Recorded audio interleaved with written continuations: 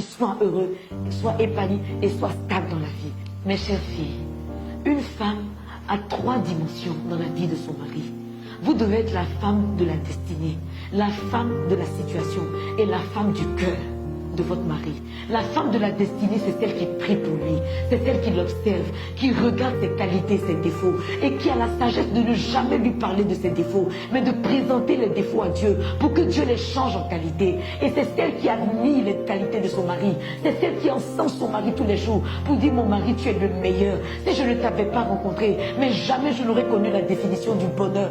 C'est ça la femme de la destinée. Mais il faut ensuite devenir la femme de la situation. La femme de la situation, c'est celle qui connaît les besoins de son mari en temps réel. Il y a des jours où ton mari n'aura pas envie de parler. Il faut que tu développes la vertu du silence pour qu'il y ait le calme dans la maison et pour que ton mari ait la paix intérieure. Il y aura des jours où il aura envie que tu sois une amie pour lui. Il faut que tu demandes au Seigneur la sagesse d'avoir les mots qu'il a envie d'entendre afin que tu ne sois plus uniquement sa femme mais son amie, celle à qui il peut tout dire sans risque qu'elle le juge, sans risque qu'elle le méprise, sans risque qu'elle ne se plaigne après de ce que son mari lui aura révélé. Il faut enfin que tu sois la femme de son cœur. Il faut que tu sois amoureuse. Il faut que tu sois aimante. Il faut que tu sois douce. Il faut qu'à travers toi, ton mari ait toujours envie, il te désire chaque jour, parce que tu t'habilles pour lui plaire, parce que tu utilises tous les attributs que le Seigneur t'a donnés, physiques, émotionnels, afin que son cœur soit toujours dans la joie quand il pense à toi. Il faut que quand il est stressé, quand il pense à toi, il ait envie de courir et rentrer à la maison, parce qu'il a 3 femmes.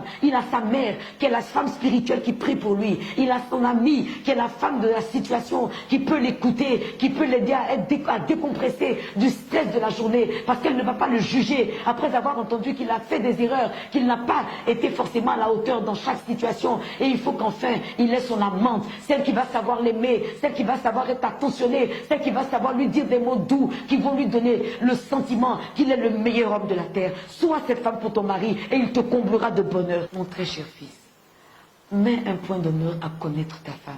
Aie la révélation de la mission qu'elle a dans ta vie et de l'équipement que Dieu a dû lui donner afin qu'elle réussisse cette mission. Ma très chère fille, connais ton mari. Aie la révélation de la mission que Dieu lui a confiée dans ta vie et de l'équipement que Dieu a également dû lui donner pour qu'il